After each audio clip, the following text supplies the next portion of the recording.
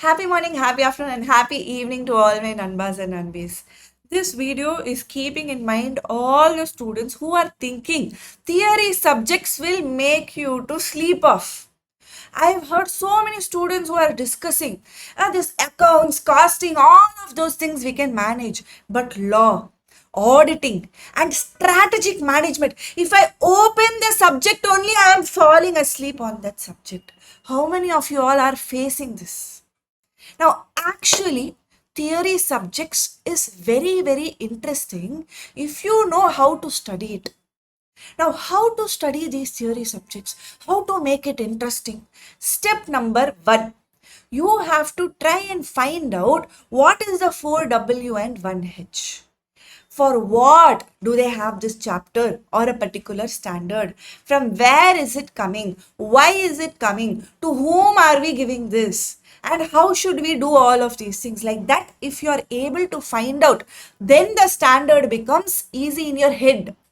Then you get into the standard and see what they are saying. Now, say for example, I will take essay 560. What is essay 560? It is subsequent event. Why is essay 560 coming? Subsequent event means events which are occurring after the date of the financial statements, date of balance sheet. So after 31st March, if something happens, that is called as subsequent events. Now, why is it important? Now, if the auditor knows this information before 31st March, his opinion will be different. Then in that case, I have to make it for the users of the financial statements, that is the stakeholders. I have answered 3 questions already. What, why, and whom. Now, where all of this is given? It is given in AASB, Auditing Standard Board. And how is the standard is going to say? How is what the standard is going to say to the auditor? How he has to do the audit procedures? What are the audit procedures that he has to do? That is the how factor. Now, if you have all these 5 questions answered, half of your problem is solved. Then you go to step number 2. Step number 2 is mind mapping exactly as to what is given in the standard. Say for example, in essay 560, you're starting off with subsequent event, meaning of what is the date of financial statements being issued, and then events occurring between the date of financial statement and the date of audit report. That means the date of financial statements 31st March till the date of audit report, say 21st of June. Facts which become known to the auditor after the date of audit report but before the date the financial statements are issued. This is date of audit report. The date the financial statements are issued, say for example it is 30th of July. Facts which become known to the auditor after the financial statements are issued. So the first part, this is talking about the period here. This is talking about the period here. And this is talking about the period here. Simple. And once you know all of these things, it becomes very easy. essay 560 itself becomes completed. And here, if you go inside each of the things, this is again under subsequent events split into 3. Under one of that, how the auditor has to inquire, there will be one point. Inquiring of management and those charged with governance. How he has to inquire. Inquire means going with Mike and asking him, hey, what are the events that is there? If you ask like that, he is not going to answer you. You have to do a specific inquiry. How will you do that specific inquiry? You will be asking the questions A, B, C, D. These mnemonics are going to help you to remember the points. What is this A? PCD. A is sale or acquisition of assets. Are there any accounting adjustments which are unusual? How are the accounting policies being followed? Are they appropriate? This is AAA. B is borrowings. Are there any new borrowings or new guarantees which is happening after 31st March?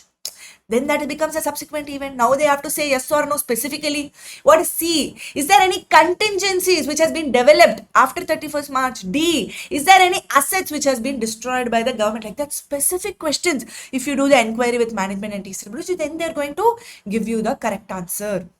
So mnemonics is going to help you. Similarly, another technique which I use in my class is stories. I connect to the stories which is happening in your everyday life, and then I come back to the points and connect it to the points.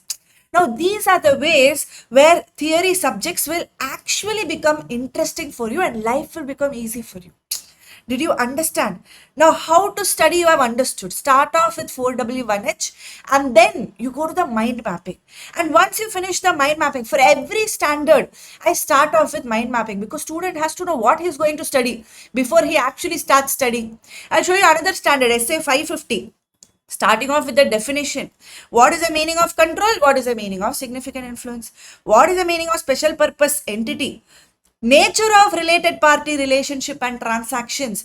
How will the auditor inquire to whom? He has to inquire to management. He has to inquire to these people also. And how much ever you inquire, are they going to tell you the truth? No, you yourself, you go and do the verification. Auditor will verify the existence of related parties by seeing these scenarios, these documents. Like that, if you study now, you know what to expect from the standard. Once you see the mind mapping, you know what exactly you have to expect from the standard.